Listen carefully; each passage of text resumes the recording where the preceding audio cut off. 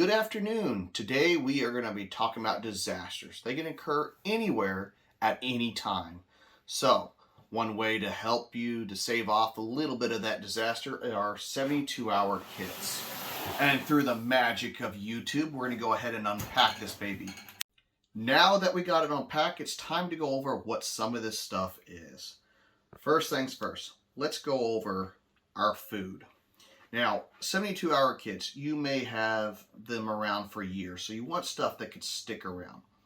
Now, what I got here, and I got a stack of 5 of them, if you can see, and each bar is 2,400 calories. So, if you need to in a pinch, you can survive off of just one of these bars in a day.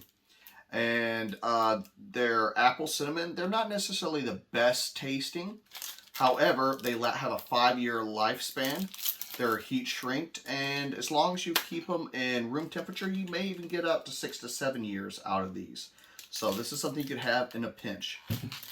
Now, of course, we need some emergency water. And these have a 5-year lifespan on them as well. Bottled water, if you use those, they're great, but you need to change them out every year or so because they start losing, somehow start losing, I guess, around the cap or something, and they'll start to shrink down. So I got several emergency packs of water. Now, depending on where you live, it may change on what you need. Now, I do have little pocket warmers. Now, I live in South Texas on the Gulf Coast, so cold is not something we common among us, but it does happen. So I always keep some pocket warmers. Another thing is storage, to make sure you have extra water. This is always important. And if you need something to heat it, a little can of Sterno. Now, light is very important. Now, I have a flashlight. Now, I do not store the batteries in these because they'll corrode and go bad. And this is another thing. When you have your 72-hour kits, make sure to rotate those batteries once every year. Don't keep them stored in the devices, and take them out and keep them stored away. Alrighty. Also, I have light that does not require batteries. Glow sticks are awesome. They don't require batteries, and they're good for decades. These are something good to have in your 72-hour kit. Okay, now once again, it's good to have things that are good to your area. I live in South Texas, so mosquitoes are a big thing. Have something to get rid of those mosquitoes. Now, over here, a first aid kit that I put together myself. Things from aspirin to bandages to whatever I need is in this little kit. So it's good to have first aid because depending on the disaster, it may be a fire, maybe a hurricane, like in my case, tornadoes, freezes. It doesn't matter. Make sure you have what you need in your area. Okay, matches. I have several various different types. These are waterproof matches. Whenever you get the chance, get waterproof matches. They're coated in wax. If you don't have the money, you can always get regular matches and dip them in wax, and they'll make them waterproof. I also have these type waterproof matches. If you strike them, if you notice how long that is right there, you can dip them in water and they'll stay lit. Purification tablets. If you can't get hold of pure water, kind of makes it taste nasty, so make sure to get the ones with the extra bottle. One is to purify the water, but the other one's to make it kind of taste better. We're going to go over a little knife is always handy in your 72-hour kit. I also have a little whistle with a little compass on it. It's okay. It's not the greatest. Another thing we're going to go over is a little multi-tool. It's always great to have in your 72-hour kit. A little bit of pliers on it for whatever you need. Also, we all need to go to the restroom occasionally. So, pack toilet paper. You wouldn't believe how important that is. Everybody forgets about it, but you try not going to the bathroom for 72 hours. Make sure to have some of this in your 72-hour kit. Once again, I live in South Texas. We got heat, so I have just a little fan for me. It makes my life just a little bit better. Alrighty. Some silverware if you do get yourself, depending on the type of food you get a hold of. You can also use, some people use MREs in their 72-hour kit.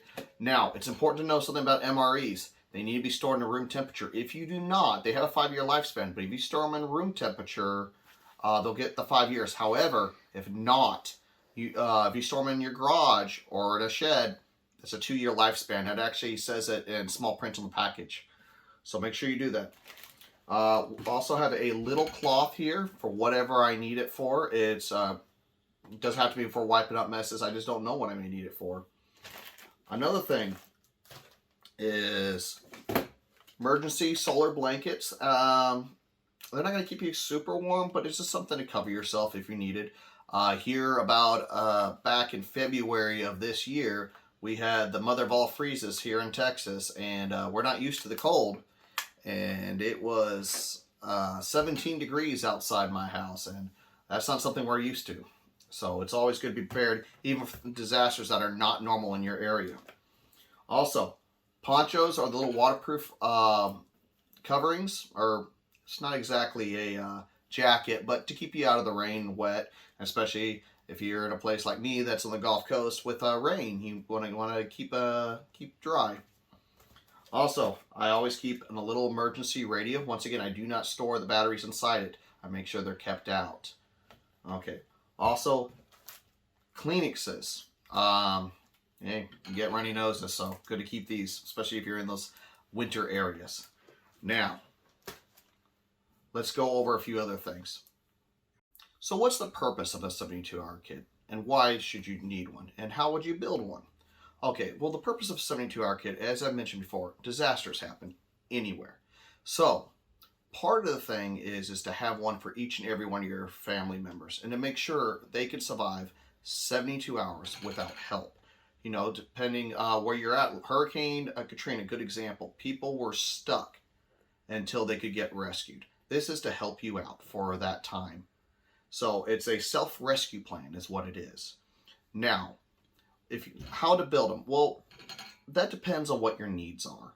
My needs are more heat related, so I need to make sure I'm taken care of during those times of hurricanes. I've had 2 in the last couple of years that didn't have power, so I had to make sure I was taken care of. Like I said, when it comes to foods, make sure you meet your demands. If you have a little one, let's say right now I have a 7-month-old baby, so we make sure we have formula stockpiled. But an important thing also is to make sure you check dates of things. These are from 2017, so they'll be expiring next year, which means I have to replace them. And that's important to stay on top of your 72-hour kit. Mine is almost 20 years old, so most of the stuff has been rotated. Things that have not been, or things like these light sticks and other things, even the flashlight, you don't ever use it. I test it out once a year, put batteries in and make sure it still works. And things like matches will last a very, very long time. Toilet paper, things of that nature. So this is to help you out in times of emergency. It is your self-rescue plan. So part of the thing is to make sure you're not vulnerable and depending on others. You're able to get yourself to the aid that you need.